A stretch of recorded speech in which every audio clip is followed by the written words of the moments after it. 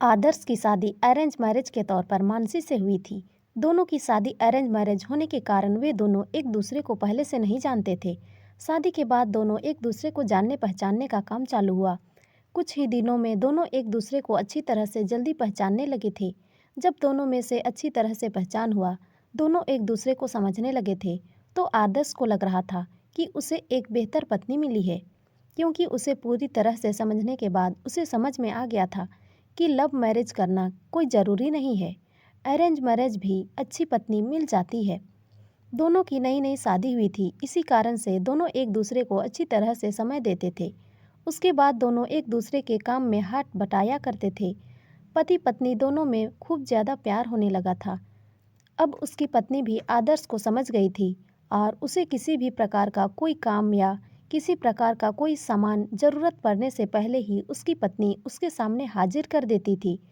एक दिन आदर्श अपने दोस्त तनवीर को अपने घर दावत पर बुलाया। आदर्श और मानसी को प्यार देखकर तनवीर बोल उठा, तुमने तो अरेंज मैरिज की है, लेकिन तुम्हारी पत्नी बहुत अच्छी है, तुम्हारा बहुत ज़्यादा ख्याल रखती है और तुम दोनों भी अच्छी तरह से अपना काम कर रहे हो। तुम्हारी पत्नी तो बहुत ज़्यादा खूबसूरत है और हर काम में तुम्हारा बहुत ज़्यादा ध्यान रखती है। तुम बहुत ज़्यादा खुशकिस्मत हो कि तुम्हें अरेंज मैरिज होने के बावजूद भी तुम्हें इतनी अच्छी पत्नी मिली है। एक दिन आदर्श अपनी पत्नी से कहता है कि तुम जाकर तैयार हो जाओ, हम दोनों कहीं घूमने जाने वाले हैं। हम लोगों को शादी किए हुए इतने दिन हो गए हैं और बहुत सारे काम होने के कारण हमें टाइम भी नहीं मिला है घूमने के लिए। चलो वहाँ आज हम घूमने के लिए कहीं चलते हैं। इतना कहकर उसकी पत्नी मानसी कहती है कि आपने तो बिल्कुल अच्छा कहा जी, बहुत दिनों से हम लोग कहीं घूमने नहीं गए।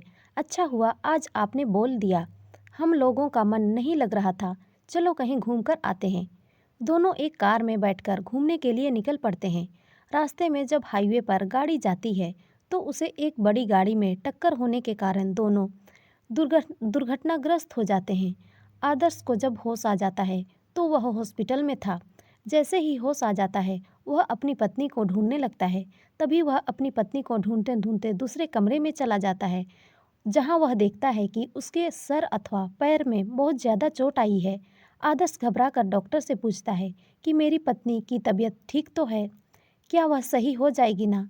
तभी डॉक्टर कहता है कि तुम्हारी पत्नी की पैर की नसों में ज़्यादा खून निकलने के कारण पैर को काटना पड़ा है, वह अब कभी भी चल नहीं सकती है। इतना सुनते ही मानसी की आंखों में आंसू आ जाते हैं और कहती है कि मैं तो आपके ऊपर अब बोझ बन गई हूँ। उसके बाद आदर्श कहता है कि ऐसी कोई बात नहीं है, इतने दिनों से तुमने मेरा ख्याल रखा था, अब मेरा फर्ज बनता है कि मैं भी तुम्हारा ख्याल रखूँगा। अब दोनों साथ मिलकर अपने घर की तरफ रवाना होते हैं। घर जाकर दोनों एक दूसरे के बिना ना रहने की कसम खाई थी। फिर उसके बाद वह अपनी जॉब को छोड़कर घर में ही रहकर काम किया करता था। साथ ही घर में रहकर अपनी पत्नी की मदद तथा उसके देखरेख में उसका मदद किया करता था। इसी तरह एक दिन फिर तनवीर आदर्श का दोस्त उसके घर पर आता है और कहता है कि तुम तो अब घर के काम ही करने लगे हो, तुम्हें बहुत अच्छा बिजनेसमैन हो, तुम अपनी ज़िंदगी क्यों बर्बाद कर रहे हो एक लड़की के कारण? तुम अपनी दूसरी शादी कर लो, चाहे तो इसे भी अपने पास ही रखो, लेकिन तुम कंपनी चलो, काम करो।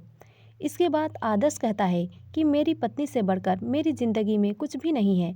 मैं उसकी देखभाल हमेशा करूँगा और करता ही रहूँगा, क्योंकि हमेशा से ही मुझसे प्रेम करती थी और हमेशा से ही हम लोग पति पत्नी आपस में प्रेम करते रहेंगे। फिर वह अपने दोस्त को कहता है कि तुम पहले आए थे, तब मुझसे कहा था कि तुम्हारी पत्नी बहुत अच्छी है, तुम बहुत खुशकिस्मत हो, तुम्हें ऐसी पत्नी मिली है। फिर आज क्या हुआ जो तुम इस प्रकार की बातें मेरी पत्नी के लिए उपयोग कर रहे हो?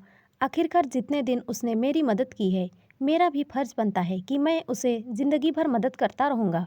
इतना सुनते ही पीछे से उसकी पत्नी भगवान से प्रार्थना करती रहती है कि भगवान आपने मुझे इतना अच्छा पति दिया है कि मैं इसका शुक्रिया कैसे अदा करूँगी, और वह सदा के लिए एक दूसरे से प्रेम करते रहें और अपनी ज़िंदगी को आगे बढ़ाते रहे। इसीलिए मेरा मानना है कि पति पत्नी चाहे जैसी भी हो, उसे कभी नहीं छोड़नी चाहिए, और पत्नी को कोई तकलीफ़ होती है तो उसका साथ देना चाहिए, ना कि उसके साथ छोड़ देना चाहिए।